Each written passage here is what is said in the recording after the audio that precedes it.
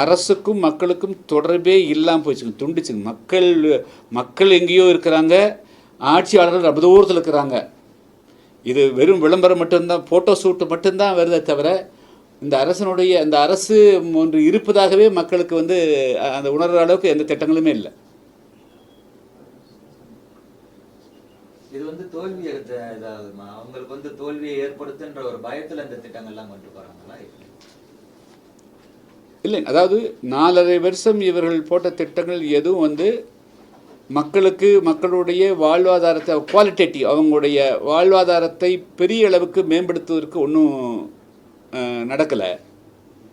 அதனால் ஏதாவது கடைசி முயற்சியாக ஏதாவது செய்து பார்க்கலாம் அப்படின்னு ஒரு முயற்சி செய்கிறதாகத்தான் நான் கருதுகிறேன். கூட்டணி பற்றி எப்படி சார் இருக்கும் உங்களோட?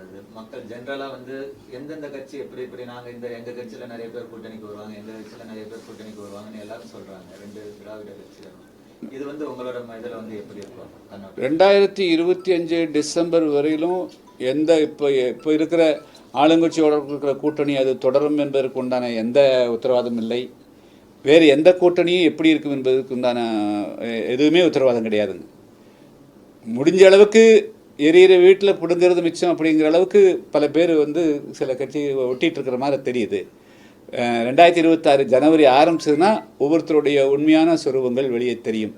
அப்போ தான் யார் யாரோடு இருக்கிறார்கள், எதற்காக இருக்கிறார்கள் அப்படிங்கிறதான் தெரியும். இப்போது திமுக இருக்கிற கூட்டணியெல்லாம் உண்மையாக திமுகவோட நேசத்தில் இல்லை. அவர்களை பிளாக்மெயில் செய்து சில அமைப்புகளெல்லாம் அவங்கள பயன்படுத்துகிறாங்க, அவ்வளோதான்.